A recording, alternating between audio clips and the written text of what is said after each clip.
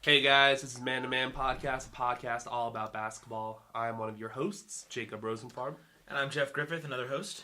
And I'm Josh Sackles, your producer. So, wild weekend. The March Madness was crazier this weekend than I've ever seen it, and I've been watching for at least 10 years. I mean, upsets galore, Loyola Chicago, Syracuse, Nevada, UMBC, Kansas UMBC. State, Florida State beat Xavier. I mean, the second round was almost just as wild as the first round. How do you quantify this weekend? This was just ridiculous. I have never. I feel I'm one of those guys who fills out a bunch of brackets. I know Jeff, Sure. you only do one. I only do one, and it's trash. But I mean I know a fair amount about college basketball, but I like diversifying my takes. Sure. All of my brackets were so bad. Right? Like it just I don't. Because you get one thing right, and then you get a different one wrong, and then you get another one right, and you get a different thing wrong. I just can't place a finger on what this March really means. This March isn't about play. We talked about this a little before the show. This March is not about players. This March is about coaches. This March isn't about players, and here's your proof. Trae Young's out. Help me out here. Water picks that are out. Lonnie Walker's out. Miles DeAndre Bridges is out. DeAndre Ayton is out. Michael Porter Jr. Colin Sexton's out. Michael Porter Jr.'s out. They didn't even make a lot of noise. No. Like, you didn't hear about Colin Sexton's great tournament game or Trae Young's great tournament game.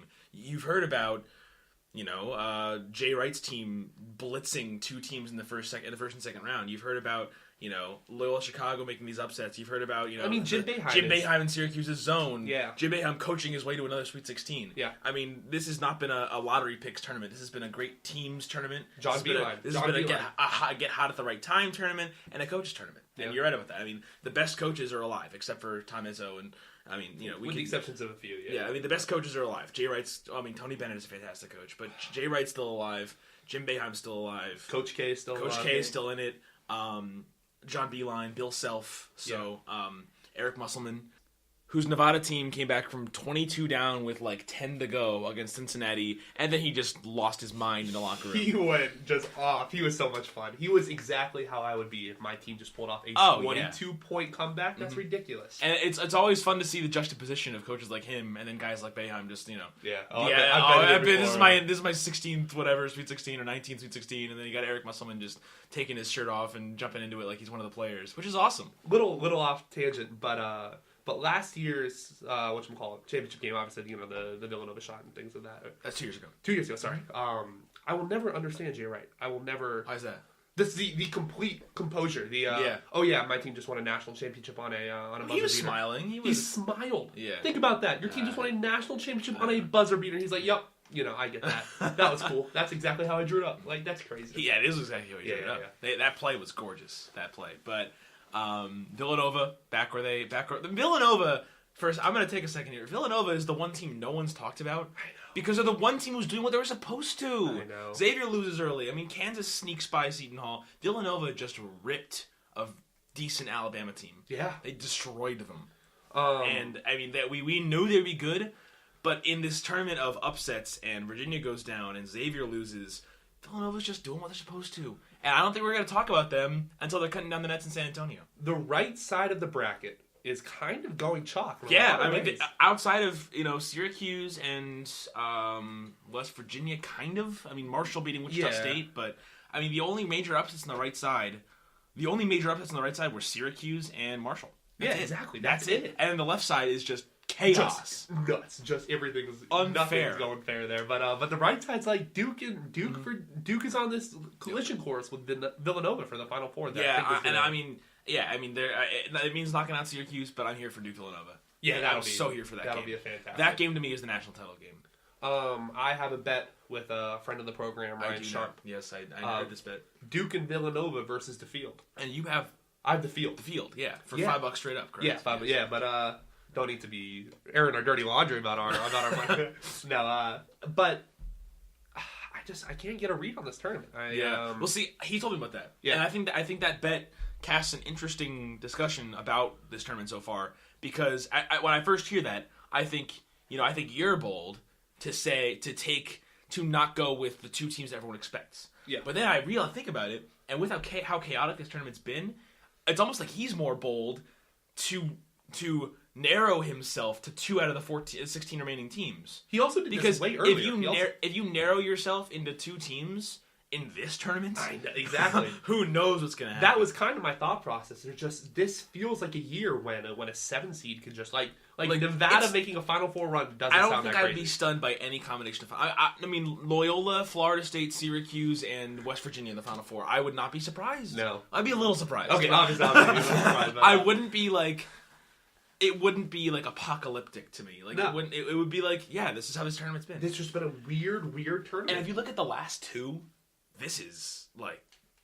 But if you combine the chaos of those two, this is twice as chaotic. Yeah. Oh my god. Last year's was kind of boring if you think about it. Like I made a tweet and it was about how, how each March seems to kind of erase the memory of the last one. You forget how recent that one feels. Yeah. And so you think about all the chaos of last year. And I was trying to come up with all the things that happened last year, and I was like, and I couldn't think of like anything because there was like 3 interesting things that happened. Honestly. There were no 13 or higher upsets. There was like. I'm blanking because it was just so long ago, but there were, Villanova lost in the first round.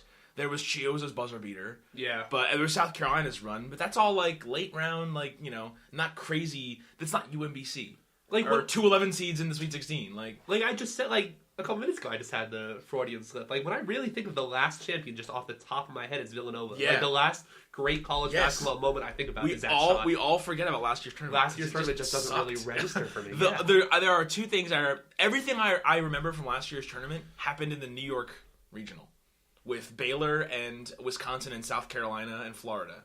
Because those games were the only ones that I think about last year as the awesome games of the tournament. Oregon, I do remember Oregon. Yes. UNC was a great game. Yeah, that was Oregon a great UNC in the Final Four was fun. But I think the point I'm saying is the only time I really felt like it was madness was when South Carolina was making that run and Florida was buzzer beating Wisconsin, and that was crazy. This tournament is the epitome of madness. And I love it. Incredible. But is it? Whoa. Is this great for college basketball? That was the exact question I was going to ask. How do we really quantify a 16 seed beating a 1?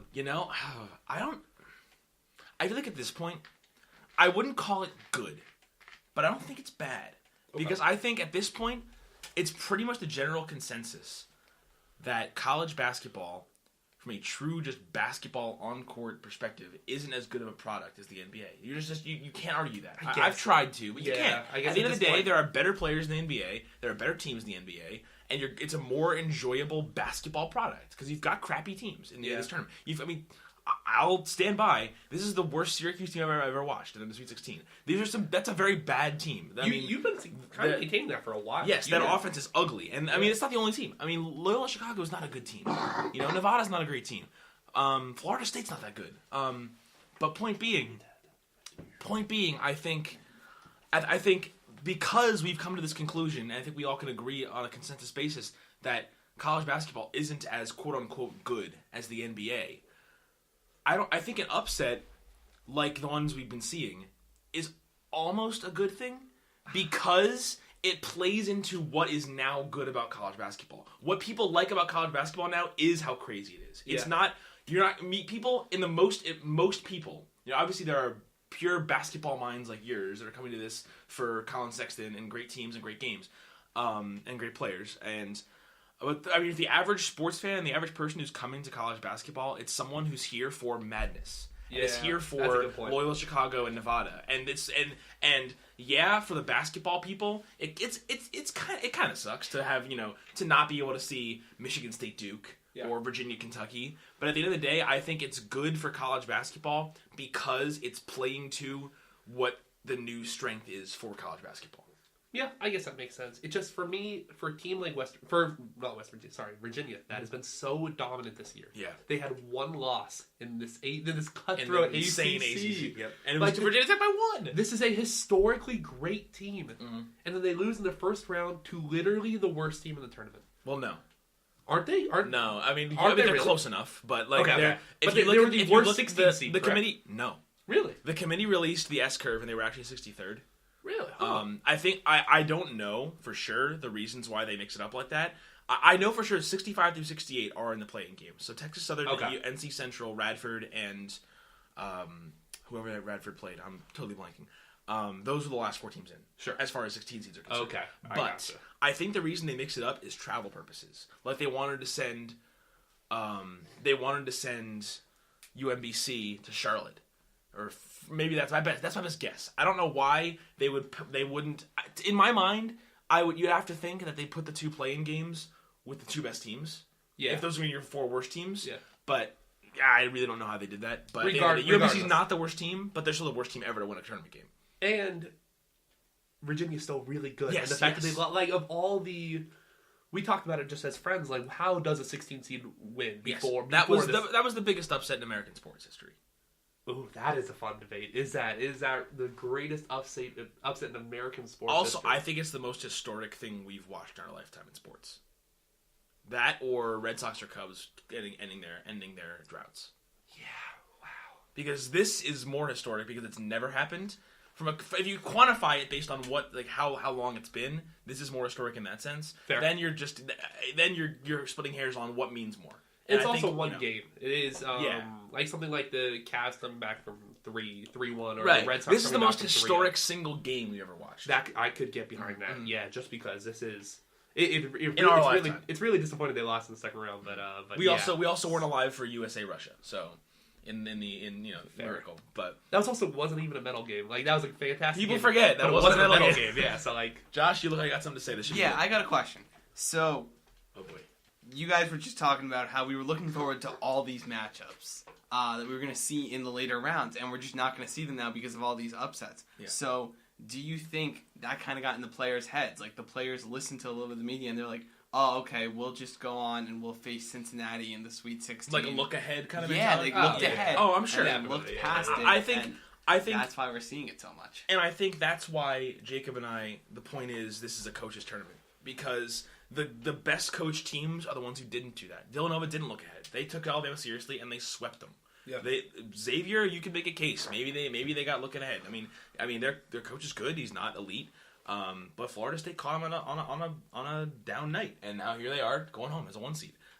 Michigan State might have had the same. Who knows? I mean, at the end of the day, we can't know what was in their heads, but it certainly makes sense to think, they looked ahead, a good matchup in the Sweet 16 or the Elite Eight. And college players, just as people, are just way more mercurial than an NBA player. People do not realize how young and immature these players truly are. These players are 19, 20, 21 years old. Like if they get down a couple points and then they just kind of lose their mindset and they just kind of lose. Like Virginia I hate to keep coming back to it, but it is like we said the most historic upset of all time. They got down by a couple points, and then they just completely lost everything that made them so great. Which I think, and you're talking about coaches, and I'm not going to try to go on too much of a Syracuse rant here. Of any time for you to go on a Syracuse rant, now is the time. But you just beat Michigan State. Right. But I do have to say, you're making that point about teams combusting when they get down. In every second, and this is why I think this is Jim Boeheim's tournament run. This is not Tyus Battle's run. This is not O'Shea Brissett's run. This is not even Marek Dolezaj's run. Wait, you tell me it's not Marek Dolezaj's run? I know, right? Whoa! He did his hot. He hit a 3-pointer. He hit a 3-pointer against TCU, and that was the best player of the tournament. Good content. Yeah, good stuff, Josh. Good stuff. Yes, hey, I'm quoting Jim Boeheim. Marek Dolezaj does date a blonde cheerleader who, according to Jim Boeheim, drives him all over the place, and he said, "quote It should be illegal. It probably is." Good for him. So good for Marek. What a guy. But this is not any of the players' tournament. They're young, they're inexperienced, and for most of the season they've been trash. Yeah. Jim Boeheim has them in the Sweet 16. And don't get me wrong, they've made plays. Tyus Battle has made a great shot against ASU to win that game. O'Shea Brissett had some great plays down the stretch against TCU. I mean, guys were making plays. But, I mean, at the end of the day, when you're talking about a team that has held three teams that score average in the 80s, under 50, under 60 in all three accounts. You're talking about a team that has gone down by 5, 6, or 7 in each of those. No, they didn't go down against TCU, but against ASU and Michigan State, they went down by 6 or 7 in the second halves, and then proceeded to play their best defense of the game from there. Like against ASU, they went down 49-42 after a Cody Justice 3 off a blocked shot by O'Shea Brissett. That's a heartbreaker. That's a dagger. And then the next 8 minutes, ASU scores 2 points. Syracuse goes on an 8-0 run, which Jim Boeheim said they used the same play 4 times in a row, and they come back and win that game on a Tyus Battle step back jumper. And then against Michigan State, Miles Bridges comes out and tears the rim off the basket with a dunk in transition to put Michigan State up by 5. Boeheim calls timeout. Next thing you know, Michigan State doesn't score a field goal in 6 minutes. They did it with a walk-on the floor. Yeah. Boeheim has been the coach of the tournament in my mind. Really? I know that. I know that's coming from me. Yeah. But I mean, just from what he's done with the team, at the end of the day, I mean, coach of the year, coach of the tournament, those coach of the blank awards always are who did the most with least. It always is who had the worst team and overexceeded expectations. And to me, that's Jim Boeheim.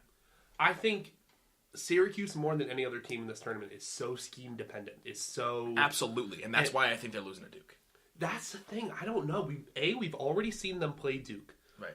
B, their styles aren't that different. I mean, Duke has way more talented players. Yes. But oh my goodness. Coaching wise, they're relatively similar. I think Coach K is a slightly better coach, but like that's not a huge. This is not Loyola Chicago versus Duke. Like the coaching disparity isn't that large, and their styles are relatively similar. Like they're both going to play this slow, drag it out 2-3 zone, and they're going to force you to take outside shots, and it's kind of just Syracuse might be a better shooting team than Duke. I think that's a. I mean, Trevon Duval, however you the best shooter on that floor is probably Tyus? Gary Trent Jr. Gary Trent Jr. Yes, I think he's probably a better shooter. But then it's from there. It's probably Tyus, Frank, Tyus. and he's a good shooter. No, I mean Grayson Allen. Oh yeah, I'm not saying those three above anybody else, but those three are right behind Gary Trent too. The 5 best shooters on the floor, 3 of them are Syracuse. Yes, that's the point there. Yeah. So I mean, that's a really simplistic way to look at it, but like yes, in college basketball, right. At the end of the day, though, I mean, we look at the last matchup. Syracuse looked terrible on offense. Yeah. So did Duke. Historically bad. But so did Duke. Yeah. And I do think if Syracuse plays offensively, if you take the best samples of Syracuse's offense this season, that can beat Duke. Oh, definitely. Like what they did against UNC, putting up 70, that can beat Duke. And I just don't know. Yeah, they look very bad against that zone last time, and I'd probably call a 62-50 Duke win. And Duke is quietly just rolling. They're very good. Them Duke. and Villanova. No one is talking about Duke and Villanova. Duke just killed a good Rhode Island team. Yeah, really. Like tore them apart limb from limb. That was unfair what they did in Rhode Island, and it was routine. Yeah, it looked easy. And same with Villanova. Why can't they be on opposite sides of the bracket? I know, that's so disappointing. So then we have to have Villanova and Duke get the winner of Kentucky A&M. No, Nevada Gonzaga. You ready for Villanova Nevada in the championship game? Oh my geesh. But point being, I think we made the point now. It's a coaches tournament. Yeah, and that's why I'm so hyped for Boeheim and Coach K. Yeah. I mean, when's the last time they met in the tournament? And those are arguably your best 2 active coaches. You could argue for a few others, but I mean, as far as wins are concerned, those are your best active coaches. Yeah. I mean, you can make arguments for Roy Williams and Tom Izzo and Tony Bennett, and Jay Wright and Bill Self, yes. But how often? I mean, those 6 are usually the ones that you hear best coaches. These are them. Yeah. How often do they meet in the tournament? Exactly. Yeah, I mean, the last time two of those coaches on that list met is what? Syracuse, Virginia 2 years ago. I don't know. But Duke, at the end of the day, I mean, this is the best coaching matchup you're probably going to see in this tournament until Villanova plays Duke.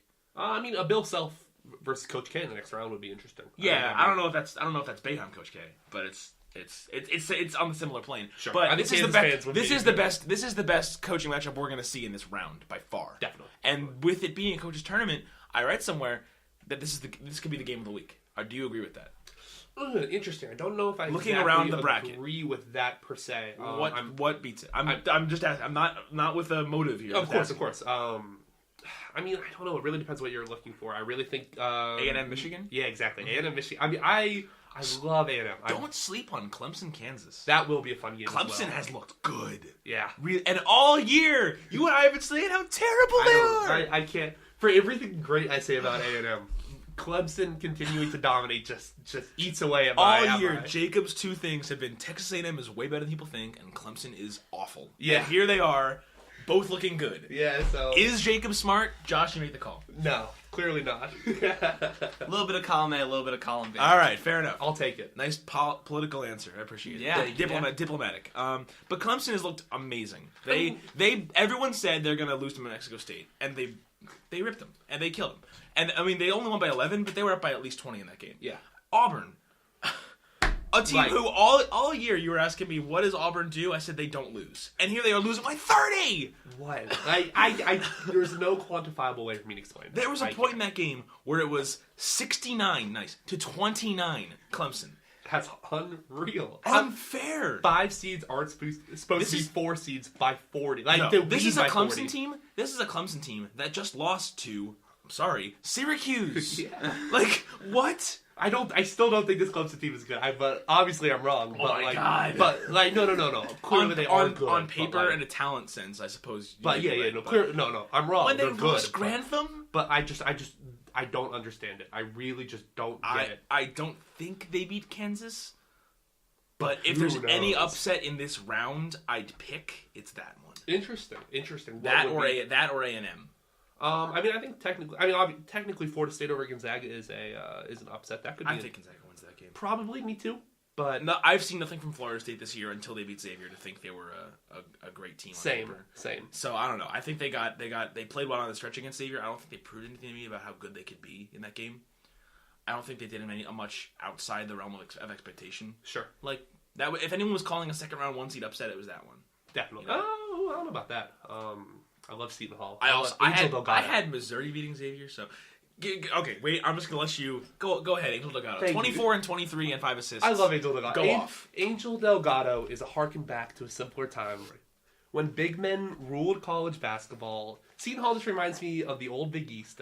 Jim Boeheim. It helps with those uniforms. Oh my God, they're so beautiful. I love them so much. We talked on the last podcast about URI's uniforms. Yeah, and they ruined them with those ram horns. They really did ruin them. Yeah, So now Seton Hall is my new favorite uniform Yes. in the tournament. They're fantastic. Well, they're out. But... Well, now they're obviously, but even when they started, I love Seton Hall uniforms. Yeah, absolutely. And Angel Delgado is just incredible. He's so dominant. He's just this big body down low. He's not a great jumper. He's not a great, but Look at that phase. He just bullies kids. He just gets rebounds, and their whole offense is built around him. That's like they have players like Desi Rodriguez, but Angel Delgado is the heart and soul of the Seton Hall team, and I loved him so much. I think he's probably going to leave, but man, he's been so much fun. For some perspective here, averaged 13.6 points, 11.8 rebounds, which are both down from last year. Yeah, but people kind of keyed in on him this year. He was there. He was going to be their go-to guy. So people defended him more. But he's got double figures in almost every game. I mean, the 16th most double-doubles of all time. Like, that's unreal. Insane. He's incredible. I love him so much. In their loss to Kansas, 24 points and 23 boards. Those are Marvin Bagley numbers. Yeah, those are better than Marvin Bagley numbers. Yes. Those are, like, he just dominated a Kansas front court decimated by injuries. Yes. I mean, Azubuike is back. Azubuike is back, but yeah, like he's not. He doesn't look 100%. But still, Angel Delgado was incredible. His tenacity on the boards was. He just always seemed to be in the right place at the right time. He was so much fun. I'm really sad they're out because he was one of my favorite players to watch. They came close. I mean, give him credit. I mean, yeah. The Big East has had a couple teams come very close. I mean, Butler was right there. Butler's shot at the end was so similar to 2010. Yeah. When that just rimmed out from half court. I mean, the Gordon Hayward shot is your reference. That was more off to the side. It was more. Yeah. It honestly felt closer. How close it came was very similar. But that just sucks for Butler. But they I mean, Purdue also got a very unlucky draw as far as Isaac Haas. Yeah. Yes. Not. Yeah. Yeah. The unlucky circumstances. Yes. Yeah.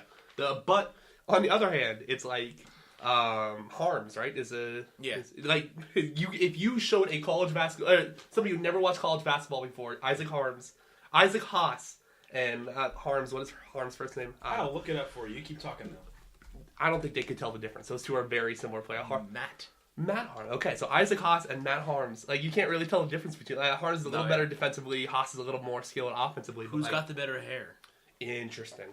There's a gif going around of Harms doing the fixing his hair every single play. Exactly, the hand through the hair. It's very inspirational to us tall white blonde guys. I've seen you do that many times. I have. I kind of need it right now, but I see. But no, I really don't think Purdue's style has changed that much with Haas. No, I agree. With Haas out, they're still basically gonna run. They're probably gonna obviously, like I said, Haas is a little more offensively skilled, so they can't run the same exact sets, but they're still going to shoot a lot of threes, but they're still going to go inside out. Sure. Yeah, I mean, they got kind of hurt by that, but one thing I noticed with Florida State winning the game against Xavier was that half of the Sweet 16 is ACC and Big 12 teams. Are we surprised? Not really. I think we kind of knew those were the two best conferences all year. That's my point. Half of this is ACC and Big 12. That just plays into the fact that those are the two best conferences. Yeah. It's not even close. Yeah. But the SEC's been good. I mean, SEC's been good. Kentucky looks really good. Mm-hmm. Let's talk about their How about Shai Gilgeous-Alexander? Yeah, I mean, going in. Where'd he come from? I think he was a 4-star. He's not even a 5-star. I'm pretty sure. I believe he was supposed to start behind backup Quade. Yeah.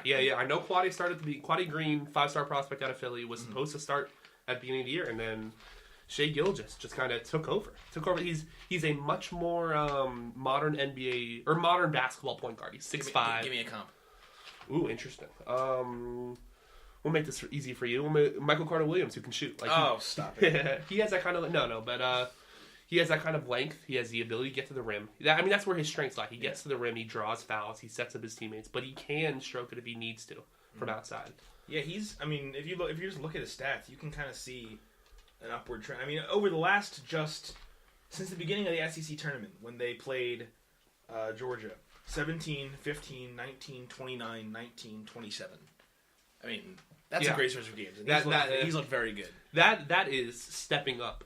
That is the epitome of stepping up and really leading a young Kentucky team that doesn't have a true leader per se. But I think now it's clearly Shai Gilgeous-Alexander. I think he's the leader. Oh my God, yeah. I mean, it's either him or Knox. Just for some perspective on his recruiting, he was a 4-star out of college. That being said, he was the 31st overall in the nation in recruiting. That being said, Quade Green was also top 20 or top 30. It's interesting. So, these are the type of prospects that during recruiting we kind of lament them going to Kentucky. We're kind of like, why are you at Kentucky? You're not going to play. Yeah. Go to a school where you're like Jordan Tucker at Duke. Jordan Tucker, exactly. These really good prospects who I think are kind of enamored with 30s to 50s range. They're getting the a great offer. They're getting the West Virginias. They're getting the Alabama. They're getting quality offers, and then they get the Kentucky offer. Yeah. Like, oh crap, I got offered by Coach John Calipari, and I think they just get enamored and they just go to Kentucky. And then so many times they fail. They just fail to really develop their games because they're sitting behind future NBA stars. But I think Gilgeous-Alexander is an exception to the rule as far as players making that situation or entering the situation and still exceeding. That's my excelling, point. He is the exception, and it's paying dividends for a Kentucky team that I mentioned if Quade Green was starting for them. I don't think.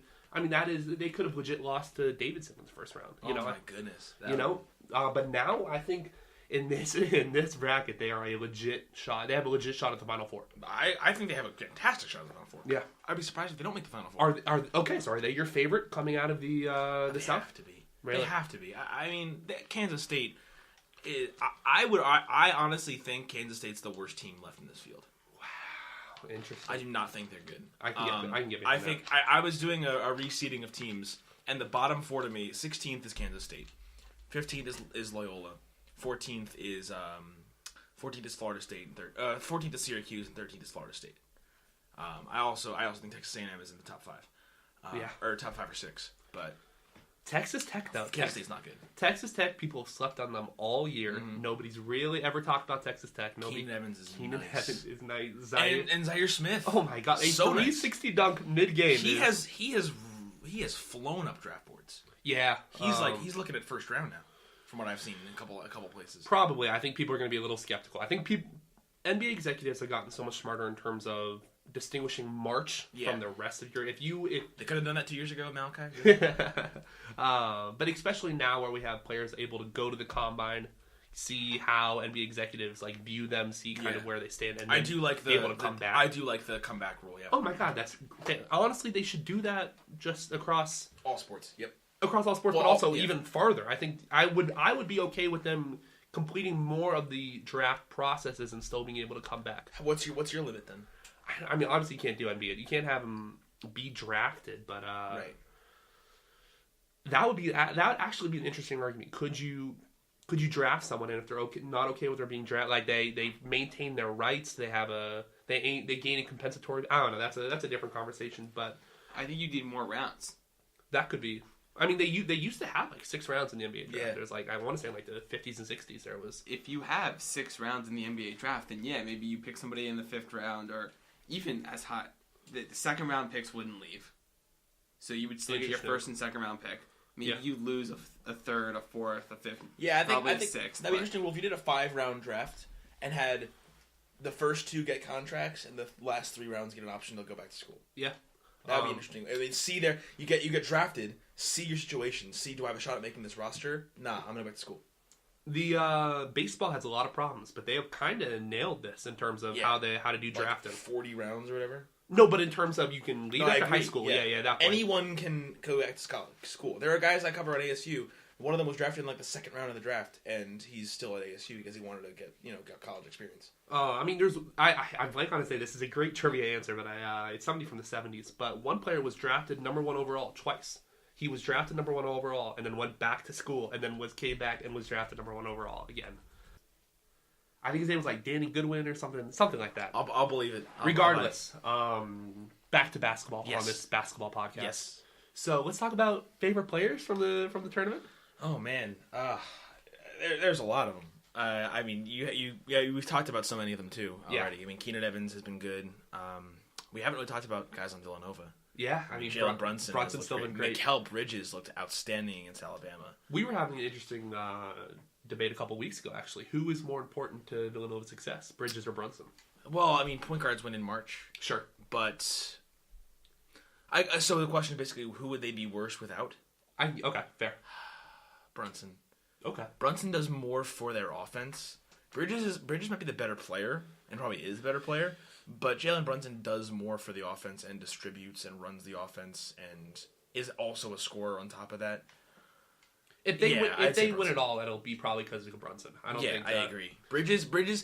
I feel like if you look at teams in the past, Bridges is that great player that if you look at last year's UNC team, Bridges is like a Justin Jackson or one of their bigs or someone, and then Brunson's like Joel Berry, this point guard who's got experience who leads you to the title. At the end of the day, I think he runs their team, but Bridges is a great benefactor of that.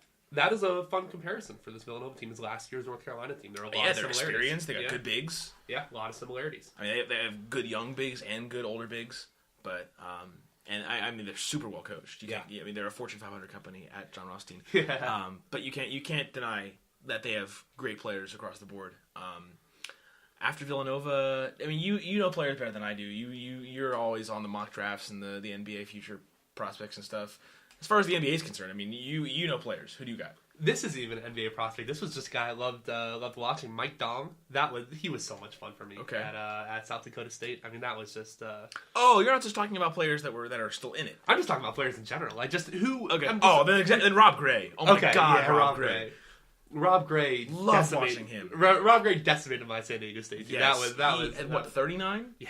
Oh, he just wouldn't. Does he have NBA future? Oh yeah, definitely. Yeah. Anybody who can create their shot at that level from that height. I mean, all the hype that's surrounded Trae Young, you can't really convince me that Rob Gray isn't equally as talented, if not more talented, than Trae Young. Wow. Yeah, Rob Gray is he is a senior, so he's going right into the draft. My favorite thing about Rob Gray is that his little brother has the same exact haircut as him, with the shaved sides and then the tight man. Little brother, he's in the stands, little brother. Yeah. Favorite part about him, but no, Rob Gray's phenomenal. Yes, Rob Gray's gonna be really fun to watch. You've mentioned Robert Williams. Robert Williams is great. I mean, back to Mike Dom. Mike Dom was so much fun to watch. Yes. Mike Dom is just this kind of. I don't even know, the lumbering 6'10", I think, like that sort of. You love bigs. I love bigs who can shoot with that kind of range, and he's just like, I'm just gonna hold it above my head and just pop it. I love him. He was so much fun to watch. I really wish they pulled out that game. Yeah. Anyone else who's really? Oh, Jairus Lyles, WBC. Yeah, he's a spark, and Mara too. Yeah, the 5'0" point guard. The Trae Young lookalike. Yes. I love watching him play. He was fun. I mean, that whole backcourt and everything about that team was fun. Yeah, just a fantastic story in general. They aren't elite players, but they're fun to watch and they're exciting and they play good games. But they have an elite mascot, and that's all that really matters. Who's the best? Who's the sneakiest player? Who's the player that we haven't hyped? As in we're canceling out Marvin Bagley and Jalen Brunson and all the elite players. Name one from let's agree on one from each region that could lead his team to the Final Four that we're not expecting. We'll start in the South. Shea? I mean, Shea, we talked about him though. I mean, I think there's a fair amount of players on somebody Kentucky. We haven't hyped. I mean, if we're gonna start with the South region, which is obviously just it's absolute chaos, bloodbath. I mean, you can't talk about anybody on Kentucky because we all know who they are. Yeah. Kansas State's not gonna do anything. Nevada has a very interesting pair of players, Caleb and Cody Martin, brothers. Love brothers. They are brothers. They are juniors, and they came from NC State.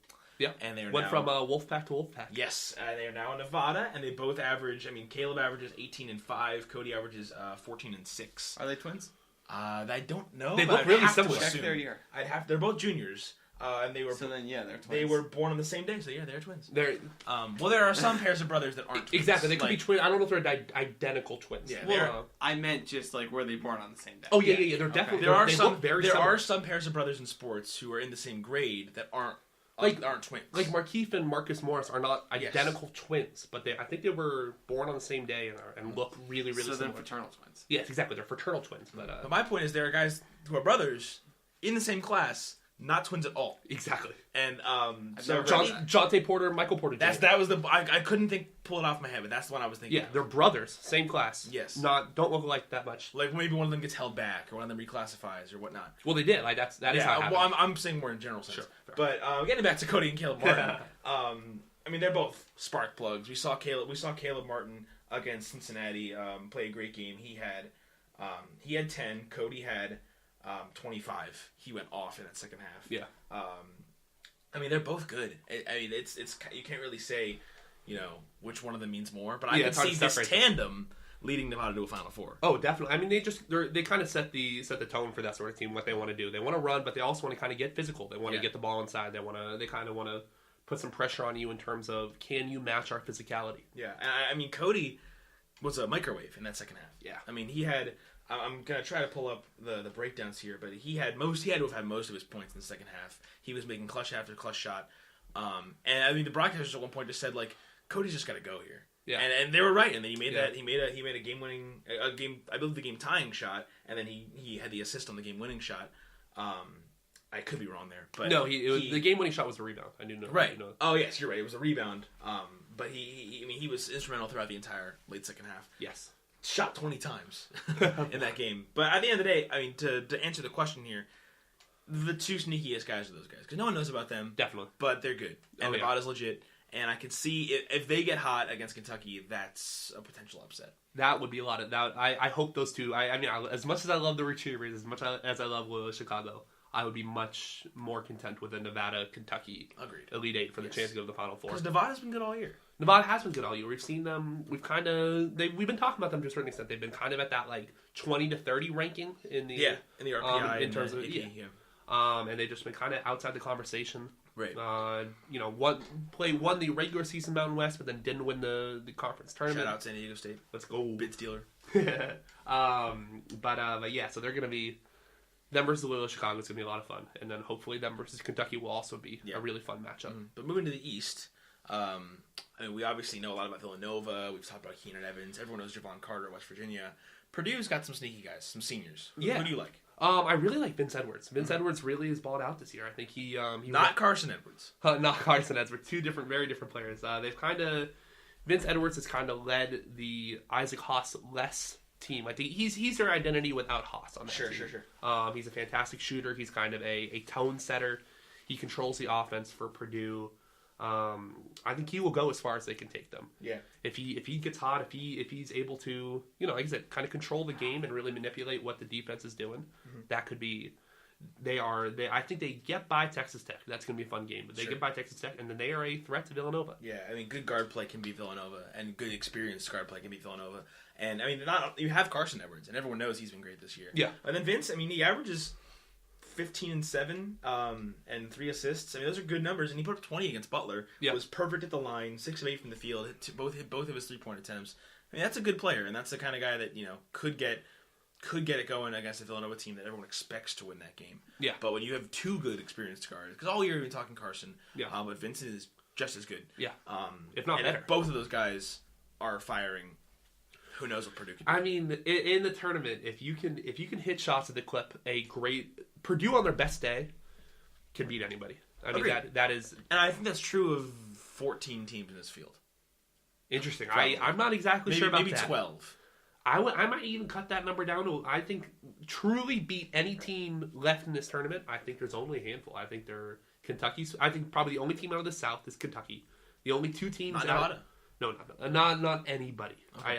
I even think a Nevada match. Nevada at its best can't beat Villanova. No, I don't think so. I don't think Nevada at its best can beat Villanova. Okay, I don't think Nevada at its best can beat Duke. But UMBC can beat Virginia. Got it. Keep going. I mean, okay. Obviously, anybody can beat anybody. Right. But for the context of this this podcast, I would feel pretty confident in a Duke or Villanova over Nevada. Sure. But I think, like we talked about, I think Purdue when they're really hitting shots to their capabilities, they are really dangerous. I agree, and I mean that's going to be interesting to see that play out in the East Regional up in Boston. Moving on to the Midwest in Omaha. I mean, we've talked enough about Syracuse. I mean, none of their guys are elite, but you've got some good guys. Duke, we know all about Marvin Bagley, Grayson Allen, Gary Trent, Wendell Carter. I mean, these aren't household names for college basketball fans. Clemson, Kansas. I mean, Clemson. I mean, we have Gabe DeVoe. Yeah, I don't think he's that special. No, I think he's good. I think that he's part of their reason for this run. But anybody on Kansas? We were talking about this. I think Devontae Graham is a little underrated. I think I don't think he's getting the love. Cite your sources. I have no sources, just me. But okay, cite your evidence. When I hear national conversations about guards in this country, especially in this tournament, I just haven't really heard about Devontae Graham. Sure. I don't think he's had a fantastic tournament. I think he's played fine. I don't think anything super special because Kansas hasn't really needed him to do anything super special. But when it comes down to now we're in the Sweet 16 now things are getting intense. This is when we hope the games will slow down a little bit. Offenses are going to become more predicated on what they do well and eliminating weaknesses. I think a player like Devontae Graham, who can truly do it all, he is a fantastic three-point shooter. He can get to the rim. He can dish out to he's an above-average defender. He's the type of player who could really carry this Kansas team to a Final Four and maybe even the national championship. Sure. I mean, he had 29 against Penn. He only had 8 against Butler.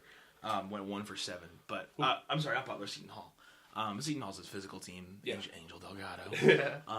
But yeah, I mean, I think you're right about him. He's a very special player, and he's not getting the love of a Jalen Brunson or a Trae Young or any number of elite point guards and guards in general in this league. I also another Kansas player. What do you think of LaGerald Vick?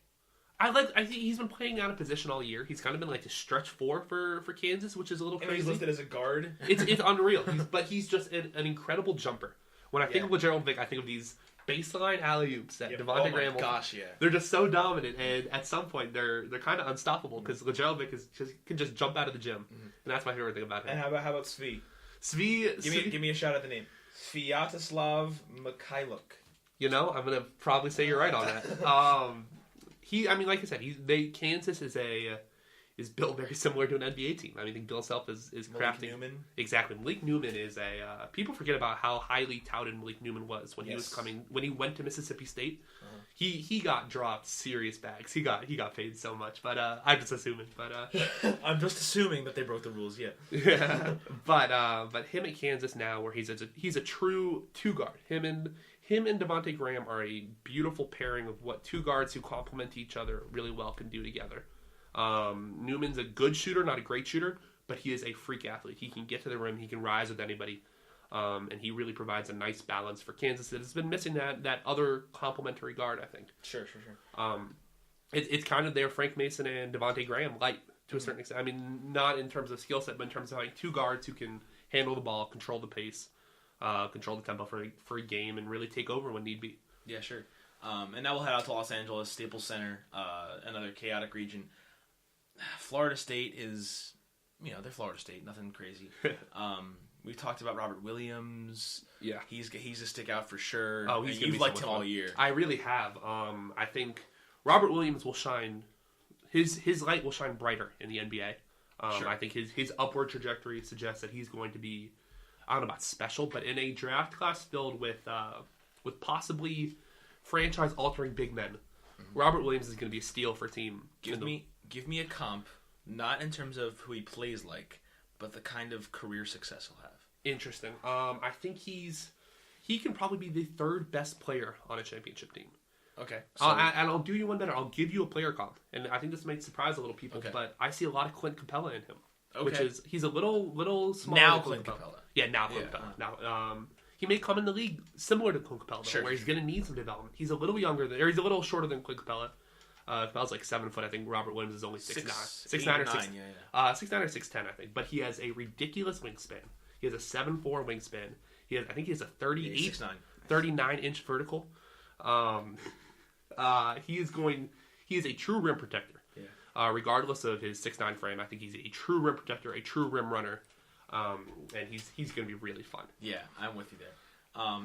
Other guys, Moritz Wagner Moritz Wagner at Michigan. I mean, it's gonna be fun seeing him and Williams go to work against each other. I mean, Wagner he's strong, he's tall, and he can play. He can do a lot on the offensive end. Exactly. He can shoot it. He can drive. He can work in the post. And I'm excited to see him match up with Robert Williams. Yeah.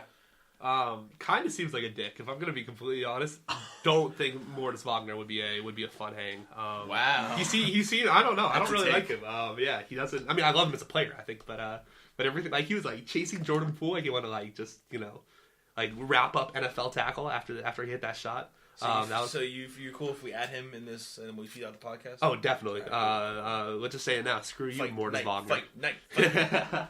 Took down my beloved San Diego State. Imagine Jacob Rosenfarb fighting Moritz Wagner. Interesting. And just to give you an idea of the height comparison, Jacob, how tall are you? I'm 6'3" on a good day, I think. Okay. So on a good day, okay. Versus the 6'11" Wagner. I think. Yeah. So you're getting blitzed. Yeah, exactly. I think he has a little bit of a reach on me, but I gotta use your speed, your agility. Exactly. You know me. That Jacob Rosenfarb patented speed. Exactly. But yeah, that's gonna be a fun matchup. Gonzaga's, nothing crazy to. We know. Killian Tilly. I think. Yes, he's quality. He's kind of an X factor for them. But yeah, I mean that's all four regions. I mean, do we want to get into Final Four picks? Man, I think we're just gonna be proven wrong. I mean, I think sure, but it's worth a shot. But worth a shot. All right, give me your rapid fire, and I'll do the same. Give me your likely Final Four and your crazy but possible Final Four. Okay, my likely Final Four is... the Final Four you'd pick if you're sober, and the Final Four you're picking if you're drunk. Both of which are likely. My likely Final Four, I'm going Michigan out of the West, Duke out of the Midwest, and then Villanova out of the East, and probably Kentucky out of the South. I'm going to go with the exact same thing. Yeah, now give me your crazy Final Four. That makes my crazy Final Four that could conceivably happen. Nevada coming out of the South, Texas Tech coming out of the East, Syracuse coming out of the Midwest, and Texas A&M coming out of the West. Okay, I'm gonna do a little differently. Texas A&M I agree with. Nevada I agree with. I got West Virginia would be a sneaky East team, or Texas Tech. I'm gonna say Texas Tech, and then Clemson. Okay, Clemson's hot, and they've seen Duke. Clemson is really hot, and they've seen Duke, and they've seen Syracuse. I like them. And all right, now give me your likely championship game and winner, and give me your crazy championship game winner. Oh man, my likely championship game winner. It's really hard for me to pin one team on the left side of the bracket for the West and the. You've got Kentucky, Michigan. Basically, it's Kentucky. I mean, no. Based on your sober bracket. Oh, if we're keeping that true. Yes. Oh yes. Okay, my bad. Then we'll do based off that, I would do a Michigan Villanova final championship I'm here game. for that. That would be a lot of fun. I did the same thing in my sober bracket. For sure. And then based off my crazy bracket, I would love to see A&M Texas Tech. How fun would the Battle of Texas in San Antonio? Oh wow, that would be incredible. Not Nevada Syracuse. I mean, that'd be an ugly game to watch. But I'm Battle for Texas. I'm kind of here for that same matchup, and the winner is Texas A&M. A&M. Yep. Ride with A&M. Ride with Robert Williams. I have to give Jacob credit. Now I did defend him on this, but it was his point first. He's been saying it all year. We pulled up the S curve on the second podcast, and he saw Texas A&M as a 7 or 8 seed. He said that's a dangerous 7 or 8 seed, and I'm like, yeah, you're probably right, and he was right. So here they are. They're our national champion in our crazy bracket, and we'll see. I mean, the crazy brackets have been winning out. I mean, you know who else has Texas A&M? Our second great George W. Bush. Really? Yeah, he has. Not shouldn't say the word great. That wasn't a personal opinion on that one, but I was surprised to see that he had Texas A&M as his national championship. He did, yeah. And Obama had Michigan State. So. Exactly. I don't. Yeah. So what do we really know from? Can we really learn from that? Well, Trump had nobody. So I mean, who's surprised by that? Yeah. Trump probably picked Fullerton. No, Trump picked Penn. I bet. Trump was... Ooh, no. Okay, let's get into this. Penn grad. Let's get into this. Who did Trump pick? Let's get into this bracket. Who was the most Trumpian pick? Oh, man. And give me your... look at the bracket. Josh, you can get in on this. You know enough about hating Trump. What's the whitest school? Oh, there's that. Okay. Well, okay, it's not Texas Southern. It's not NC Central. Interesting. I bet Trump was really behind St. Bonnie's. I bet he was like, you know what, I really love they have Saint in their name. Exactly, probably. Who knows? I like Trump picking. I like Penn. I like Trump picking. I could see him picking Nova. Just like a preppy mainline Philadelphia school. Interesting. I could see him picking Loyola. You know who he probably picked? Virginia. Probably picked Virginia. Why? Because he got it wrong. Yeah. Bingo. No, but he was probably like, yeah, like they have like some good defense. Like, I like what they're gonna bring to the table, and they've got an easy road to the Final Four and championship game. You really think he thought it that far through? Yeah, I don't think Trump. I think Trump just picked a winner and then didn't fill out the rest of his bracket. Sure. That's my guess. Now I will say in defense of our president, you know, I know you guys like to rip on him, and you know it's kind of fun. But I will say he's the only one of the past three to not get the national champion, to not have no chance of getting the national champion wrong. That is in his defense, fair. he cannot get it wrong. That is the first one of his presidency, I think. That's except for winning the presidency. But anyway, Gary Johnson. Ooh, enough of the politics. But wait, just to clarify. George W. Bush. Like I don't want to align myself at all with George W. Bush. We both have an affinity for Robert Williams in Texas A&M, but that is where our agreements end. Well, that was we just. It took an unexpected turn. Took a very I just wanted to clarify. Vicious, volatile turn. Yeah, I just wanted to clarify. I did not expect those violent words coming from Jacob Rosenfarb. We all know how much he loves certain politicians. Exactly. And not speaking his mind about politicians. I like to be very reserved when it comes to politics. Yeah, I know. You know me. Mm-hmm. Let's wrap this up before we start getting into more politics. Do we want to just forego the NBA? Yeah, I have a similar take on that to Jacob's violent take about George W. Bush. You can do with that what you will. At the end of the day... But just to give a little NBA update. Not a whole lot's going on right now. It's March Madness. College basketball. The Western Conference continues to be strange. I was talking with a good friend of mine who's a Nuggets fan, and we were just lamenting on the fact that it just doesn't look like the Nuggets are going to some good teams are going to miss out on the playoffs in the Western Conference. And I have a take on that my roommate's going to give me some flack for if the Nuggets don't make the playoffs, but. I mean, I really think they're good. It's sad. I think. I'm happy to see the Spurs back in the playoff picture, but for sure. But this is going to be a crazy NBA playoffs, especially in the West. It's a freaking Jazz. What the heck? Yeah, the Warriors are missing 3 stars. Right? Yeah, the Warriors are missing Curry, Durant, and I think Thompson. Thompson's the third one. It's not Draymond Green. It's Thompson. So I know Curry and Thompson are out until next week, and Durant's going to be gone until at least April. Yeah, so the West is nutty. The West is wide open. I mean, not wide open with parentheses, but still. Portland.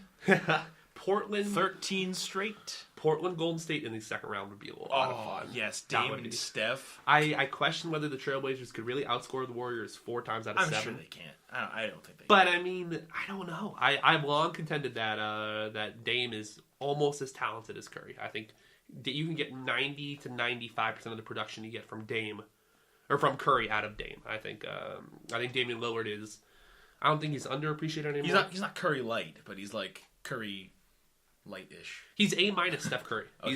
He's almost Steph Curry. I think if you replaced Steph and Dame. Yeah, you've said this before. Yeah, exactly. Yeah. The Warriors would get slightly less, and the Trailblazers would get better, but not like not gigantic moves. I don't know if they would flip in the standings. No, I agree. But yeah, that we're just kind of riding it out until the playoffs. I just can't wait though. And then nothing new in the East. Yeah, same 8 teams in the playoffs. The Pistons aren't going to make it. East is pretty. The top 8 are going to be set in stone. Cavs can't fall to 4. I think if the Cavs fall to 4, that would be bad. Just because I don't think they want to face the Raptors in the second round. Yeah, they have to face either the Raptors or the Celtics in the second round. Exactly, and then I think they'd much prefer the Celtics. Yeah, okay. Yeah. Celtics match up pretty horribly with the Cavs. Okay, because I mean when your best option to throw LeBron is second year Jaylen Brown. That's true. Yeah. Not really that the Raptors have that much better, but I just think as a team defense, I'm much more trust to the Raptors than the Celtics. I'm liking these first round matchups. I mean, Raptors Heat, but then Celtics Bucks, Cavs Sixers. Oh. Wizards Pacers will be fun too. I mean, John Wall versus Victor Oladipo. Yeah, that'll be fun. But I mean, yeah, it's setting up to. I mean, obviously, the East sucks compared to the West, but it's gonna have some good playoff matchups. Yeah, the top 8 of the East aren't terrible. Yeah, the Eastern Conference is terrible. Yeah, that Wizards Pacers series might be kind of rough to watch. I'm not gonna lie. Yeah. That might be sent to NBA TV. Okay, but yeah, well, it's gonna be regardless fun playoffs all around. Sure. I'm excited. I haven't been excited for NBA playoffs in a while, so I'm looking forward to it. Good to hear. Glad you're jumping on the bandwagon now. But at the end of the day, it is March Madness. Yeah, I mean, you've got 2 more weeks left of it, so let me have this. Yeah, Sweet 16 this upcoming weekend is going to be incredible. First game is Loyola Chicago and Nevada Thursday at 7, and we go from there. Can't wait. I'm excited for it. I know Jacob is too. I think Josh is as well. I am also excited. Good to know. So that should be it. Thanks for listening. We'll catch you guys next week. We'll catch you guys next week. We'll catch you guys next week. We'll catch you guys next week. We'll catch you guys next week. We'll catch you guys next week.